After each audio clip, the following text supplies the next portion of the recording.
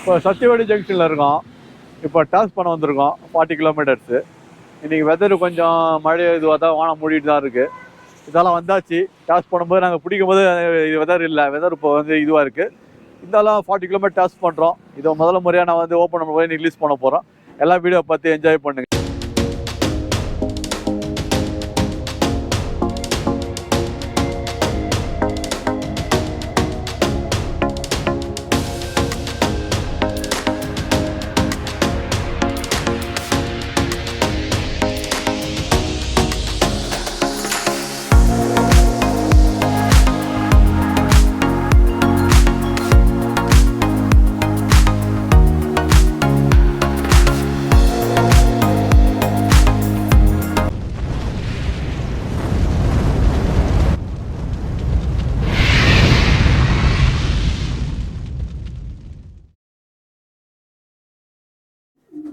அனைவருக்கும் வணக்கம். சென்னை யூடியூப் சேனல்லேருந்து இன்றைக்கி வந்து நம்ம என்ன பண்ணுறோம்னா, புறாங்களை பற்றி நாள் பேசியிருந்தோம், மருந்துகளை பற்றி பேசியிருந்தோம், நோய்களை பற்றி கொடுக்குற விஷயம் சொல்லியிருந்தோம். அதுமாதிரி ஃபுட்டை பற்றி போன பதிவில் பேசியிருந்தோம். இந்த பதிவில் இன்றைக்கி பார்த்தீங்கன்னா, நம்ம வந்து புறாவை எப்படி ட்ரைனிங் தூக்கணும். ஃபஸ்ட்டு அந்த பாக்ஸில் நம்ம வந்து பேப்பர் போடணும். நெக்ஸ்ட்டு அந்த புறா பிடிச்ச எப்படி போடணும். ஸோ வண்டியில் ஏற்றுறது, ஸோ கான்வெக்ஷன் அதே மாதிரி நாங்கள் ரிலீஸ் பண்ணுறது, இதை பற்றி நம்ம இன்றைக்கி காட்ட போகிறோம். அதை கொஞ்சம் நல்லா விரிவாக பாருங்கள். அதே மாதிரி நாங்கள் இன்றைக்கி வந்து புறாங்களை நம்ம என்னென்ன மெத்தடில் ஓட்டலாம், எப்படி ஓட்டலாம் அதை பற்றி சொல்ல போகிறேன். உங்களுக்கு அதுக்கான விஷயம் பாருங்கள், கடைசி வரைக்கும் பாருங்கள். நன்றி, வணக்கம். நம்ம புறாங்களை வந்து பாக்ஸ் ரெடி பண்ணிட்டு ஒரு அட்டையை கீழே போட்டு, அதுக்கப்புறம் வந்து இந்த கட் பண்ண பேப்பர் இருக்கும். இந்த மாதிரி கட் பண்ண பேப்பரை வந்து புறாவுக்கு காலில் போட்டோம்னா காலில் சிக்காது. இன்னொரு டைமில் மோஷன் வந்து புறாங்களை ஒட்டாது. ஏதோ வந்து தண்ணி இழுத்துக்கும், ட்ரையாக ஃப்ரீயாக இருக்கும் புறாங்க மெத்துன்னு. அதுதான் நம்ம இந்த பாக்ஸ் வந்து பேப்பர் போடுறது. கட் பண்ண பேப்பரை கொஞ்சம் போட்டு நல்லா சுற்றி பரப்பி நம்ம போட்டோம்னா நல்லாயிருக்கும். 4 சைடு நல்லா வர மாதிரி போட்டு அது நடுங்கும்போது டிஸ்டர்ப்டும் வராது. பேப்பரை பொறுத்து ரொம்ப அவசியம். நான் சில பேர் அப்படியே எடுத்து போவாங்க, அது இல்லாமல் புறாங்களுக்கு அழுக்காயிடும். இந்த மாதிரி பேப்பர் போடும்போது அழுக்கு அதெல்லாம் இழுத்துக்கும், புறாங்களுக்கும் அந்த டிஸ்டர்ப்மெண்ட் இருக்காது. ரன்னிங்கில் வண்டியில் போகும்போது நல்லா ஃப்ரீயாக உட்காரோம்.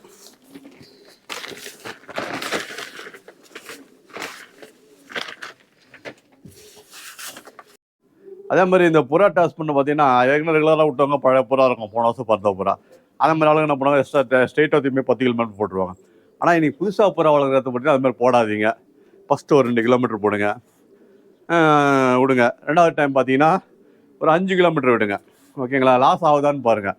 லாஸ்ட்லாம் நீங்கள் ஒரு 20 ரூபா போகிறேன், 20 ரூபா ரிட்டர்ன் ஆச்சுன்னா நீங்கள் போடலாம். இல்லை 1-2 புறா வரல அப்படின்னா திருப்பி அதே பாயிண்ட்டில் நீங்கள் 1 முறை வந்து டாஸ் போட்டு ஆகணும். ஏன்னா புறா இருந்தாலும் நல்லா கவரை போயிடுச்சுன்னா அப்புறம் லாஸ் ஆகாது, லாசேஜ் கம்மியாக இருக்கும். அதே மாதிரி அடுத்தது நம்ம ஒரு 10 கிலோமீட்டர் போகிறோம்னா அதே மாதிரி தான். ஒரு புறா 2 புறா லாஸ் ஆகுதுன்னா அதை 2 டைம் போடுங்க. அந்த டைம் நம்ம டேஸ்ட் பண்ணும்போது நம்ம புறா லாசேஜ் இருக்காது, கிளியராக வரும். ஏன்னா சில பேர் என்ன பண்ணுவாங்கன்னா 10, 20, 30 லைன் அப்படி இப்படி இன்க்ரீஸ் பண்ணக்கூடாது. லாஸ் ஆகலைன்னா பண்ணுங்கள். லாஸ் ஆகுது, ஒரு புறா மிஸ் ஆகிடுச்சு, விட்ட புறா வரல அப்படின்னா நீங்கள் அதை 2 டைம் போட்டால் தான் நெக்ஸ்ட் அந்த தடவை அடுத்தது நீங்கள் 10-2 முறை போடும்போது ஸ்ட்ரெயிட்டாக நீங்கள் 20 போயிடலாம். இப்போ 20 போகும்போது அதுலேயே பாருங்கள் லாஸ் ஆகுதா, 2 முறை போடுங்க. எந்த அளவுக்கு நம்ம டேஸ்ட் நம்ம அரிக்கு போகிறோமோ லாங்கில் புறா நல்லா வரும். அந்த ஏரியா கவரப் ஆகிட்ட மாதிரி புறா நம்மளுக்கு ஃப்ரீயாக வரும், லாசேஜ் கம்மியாக இருக்கும். ஏன்னா என்னோட அனுபவத்தை நம்ம அதிகமாக போட்டு போய் நிறைய தொலைச்சிருக்கேன், அதனால தான் சொல்கிறேன். இப்படி போடும்போது உங்களுக்கு லாசேஜ் இல்லை, கிளியராக புறா வருது.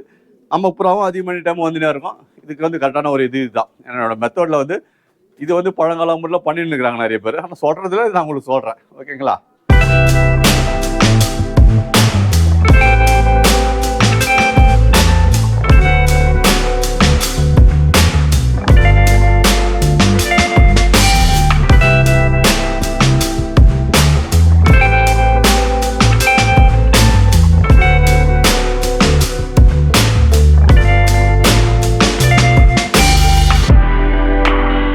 பாருங்க, நான் கரெக்டாக ஒரு 20 கிலோமீட்டர் ட்ரைனிங் போட்டேன், கார்னோட பிரிஞ்சுக்கிட்டேன். அப்போ கழுகு அடித்து புறா தப்பிச்சு வந்துட்டு இருக்குது. இப்படி ரணமாயிட்டு பாருங்கள். இல்லை இப்போ ஆயில்மெண்ட் போடுறேன். ஆயில்மெண்ட்டு போடலாம், இல்லை நீங்கள் மஞ்சாலும் வைக்கலாம். அதே டைமில் தேங்காய் எண்ணெயை வச்சிங்கன்னா சீக்கிரம் நல்லாவே ஆகிறோம். ஏன்னா அந்த வழி தான் பண்ணிகிட்ருக்கேன். இப்போது இது ஒரு நம்ம டாக்டர் ஒருத்தரை கேட்டேன், இந்த ஆயில்மெண்ட் போடலாம்பா, அடிப்பட்டா ரணம் ஆறிட்டோம் அப்படி சொன்னாங்க.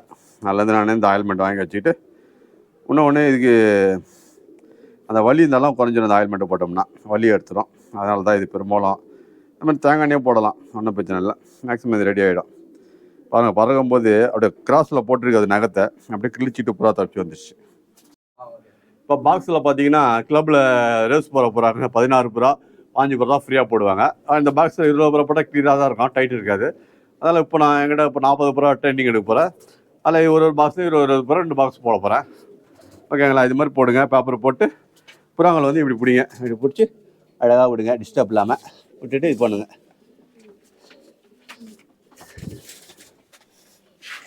அதே மாதிரியே புல்லை தந்து விடாதீங்க, விட்ட புறா வெளியே வந்துடும். லைட்டாக தந்துடும் புறா விடணும்.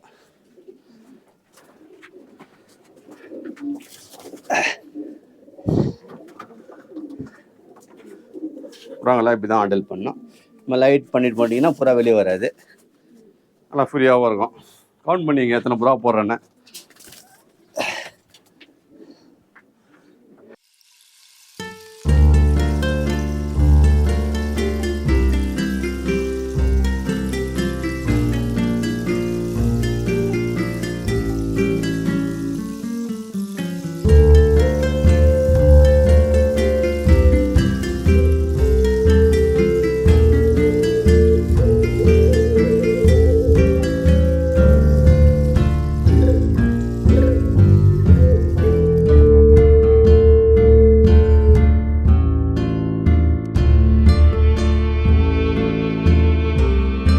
ஆலி விதை கொடுக்குற பற்றி அதுதான். ஆலி விதை வாட்டர், ஃப்ரெஷ் வாட்டர் வச்சுருவேன். அந்த ஃப்ரெஷ் வாட்டர் குடிக்கும். அந்த காலங்கத்தில் ஆலி விதை 40 புறாக்கு 2 பிடி, இந்த கைப்பிடி மாதிரி 2 பிடி தான் போடுவேன். ஸோ 20 புறா வச்சுக்கிறோம், 1 பிடி போடுங்க, நிறைய போடாதீங்க. நான் நேற்று கூட ஒருத்தர் பேசினார், நான் என்கிட்ட 20 புறா 2 பிடி போடுறேன் நானாரு. அது அதிகம். ஏன்னா நம்ம மத்தியானம் சாயங்காலம் தீனி கொடுப்போம், 2வது தீனி கொடுக்கும்போது விசில் அடிச்சோன்னா புறா வரணும். அப்போ தான் நீங்கள் ரேஸ் போயிட்டு வந்தோடனே புறா இமீடியாக கூட்டுக்குள்ளே வரும். இல்லைனா நீங்கள் விசில் அடிச்ச கீழே வராது. அப்புறம் போர்டில் வந்து யாரும் அது முன்னாடி வர போட்டுருவோம். அதனால் புறாவுக்கு வந்து காலைல குழந்தைங்க சாப்பிட்ற மாதிரி தீனி கொஞ்சமாக கொடுக்கணும். இப்போ நம்மள அப்படி தான், காலை ஒன்றும் குறைவாக சாப்பிடணும், மதியம் ஒன்றும் வயிறார சாப்பிடணும், நைட்டு அதுமாதிரி குறைவாக சாப்பிடணும். நைட்டு ஃபுல்லாக சாப்பிடலாம். ஏன்னா நைட்டு தூங்கும்போது நம்ம மூச்சு அடிக்கும், ஹார்ட் அட்டாக் வர சான்ஸ் இருக்குது. அதனால் இந்த பனி காலத்தில் வந்து தீனி குறைவாக தான் கொடுக்கணும், செரிமானமாகும், மூச்சு அடைப்பு ஏற்படாது. அதனால் வந்து மத்தியானம் திருப்தியாக சாப்பிடுங்க, அதை கூட்டு பொரியல் காய்கறிலாம் வச்சுட்டு. காலைல குழந்த மாதிரி சாப்பிடுங்க. மனுஷனாக இருந்தாலும் பறவை இருந்தாலும் அதான் யூஸ்ஃபுல். ஏன்னா குழந்த மாதிரி சாப்பிட்றது என்னன்னா, நம்ம ஒர்க் பண்ணும்போது எந்த டிஸ்டர்பன் இருக்காது, அது நம்ம வயிற்று வலி ஏற்படாது, ஸ்டமக் பெயின்லாம் வராதுன்னுவாங்க. அந்த மாதிரி விஷயம்னா ஃபுட்டு குறைவாக சாப்பிடும். மனிதனால பறவை தான் போட்டாகணும். மத்தியானம் திருப்தியாக சாப்பிடலாம், கூட்டு பொரியலாம் வச்சு திருப்தியாக சாப்பிட்டுட்டு நைட்டும் குறைவாக சாப்பிடணும். அது வயிறு ஃபுல்லாக முட்டை சாப்பிடலாம். ஏன்னா இந்த கோல்டு டைம் சளி பிடிக்கும். அப்படின்னா அவங்களுக்கு ஹார்ட் அட்டாக் வர சான்ஸ் இருக்குது. எதுவுமே குறைவாக சாப்பிட்றது ரொம்ப நல்லது, அளவாகவும் இருக்கும். இது நான் மருத்துவங்க சொன்னதும் சரி, அதே பெரியவங்க சொன்ன விஷயமும் இதுதான். அதே மாதிரி இந்த நேரத்தில் நம்ம சுடு தண்ணியை ஆற வச்சு குடிக்கிறது ரொம்ப நல்லது.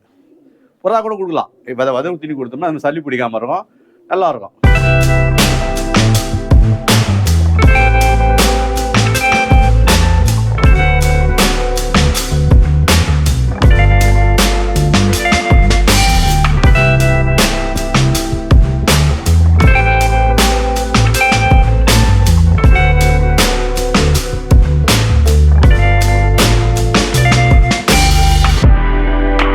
இப்போ வந்து இது அதிகம் சொன்ன பார்த்தீங்களா, குழந்தைங்களுக்கு கொடுக்குற மாதிரி பாருங்கள். இந்த மாதிரி 2 கைப்பிடி தான். 20 புறா இருந்ததுன்னா 1 கைப்பிடி போதும். இது 40 புறா எங்கிட்ட பறக்கிறதுனால 2 கைப்பிடி, இவ்வளோ தான் என்னோட காலையில் உணவு அந்த புறாக்கு. ஏன்னா இந்த மாதிரி கம்மியாக கொடுத்தா தான் நம்ம மதியானம் தீனி போட்டோன்னா ஒரு விசில் அடித்தோன்னா புறா டக்குன்னு வந்து கூண்டுக்குள்ள டக்குன்னு இறங்கும். வயிறு ஃபுல்லாக காலைல குத்துறக்கூடாது. குழந்தைங்களுக்கு கொடுக்குற மாதிரி தீனி கொடுக்கணும். நமக்கும் சரி பறவைக்கும் சரி, இதான் அளவு. கொஞ்சமாக கொடுத்தோம்னா டைஜஷன் நல்லா ஆகும். மதியானம் வயிறார சாப்பிட வைப்பேன். அதனால் கொஞ்சமாக கொடுத்தாலும் போதும். அதே மாதிரி தண்ணி, ஃப்ரெஷ் வாட்டர் கொடுத்துடணும். டானிக்லாம் மிஸ் பண்ணக்கூடாது. இப்போ தண்ணியை பிடிச்சி வச்சுருவோம் பாருங்கள். பிடிச்சி வச்சுட்டா வந்தோடனே புறாங்க தண்ணி குடிக்கும். உள்ளே ஒரு கப்பு வச்சுருவேன், வெளியில் ஒரு கப்பு வச்சுருவேன்.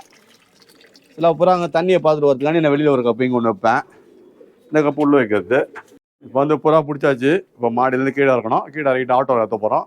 ஏற்றிட்டு நாங்கள் டாஸ் போட போகிறோம். டாஸ் போட்டு போகிறோம், உங்களுக்கு ரிலீஸ் பண்ணுறதை காட்டுறோம். சரிங்களா?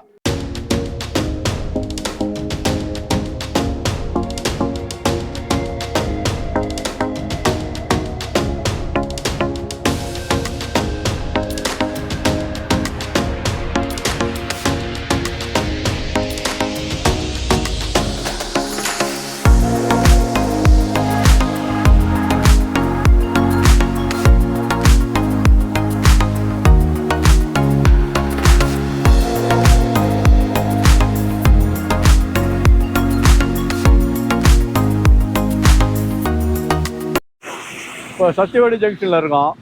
இப்போ டாஸ் பண்ண வந்திருக்கோம் 40 கிலோமீட்டர்ஸு. இன்றைக்கி வெதர் கொஞ்சம் மழை இதுவாக தான் வானம் மூடிட்டு தான் இருக்குது.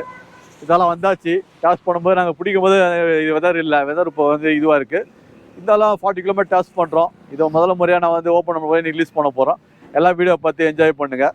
அதே டைமில் இன்றைக்கி வந்து நம்ம புறாங்களை பற்றி இவ்வளோ சொல்கிறோம்னா, ஒரு பறவை நம்மளுக்கு ரெக்கார்டு ஓப்பன் ஆகணும்னா மேக்ஸிமம் நீங்கள் 50 கிலோமீட்டர் அது டாஸ் பண்ணும்போது தான் ஃபுல் பவர் அது காட்டும்.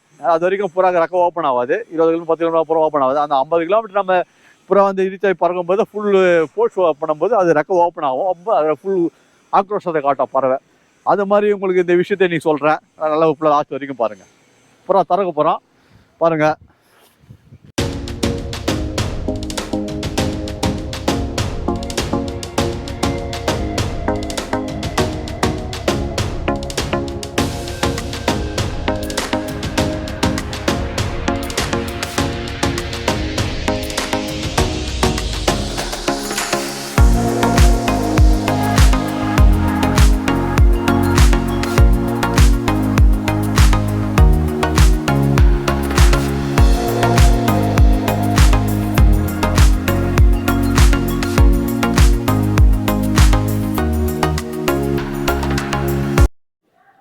இப்போ வந்து டாஸ் போட்டோம். நீங்களே பார்த்தீங்க சத்தியவேட்டில் போட்டோம்.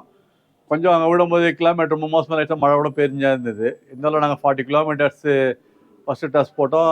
நல்லா போகும்போது விட்ட உடனே நல்லா ரிலீஸ் ஆகிடுச்சு. எங்கேயும் சுற்றல அறக்கலாம் இல்லை, உடனே கிளம்பிடுச்சு.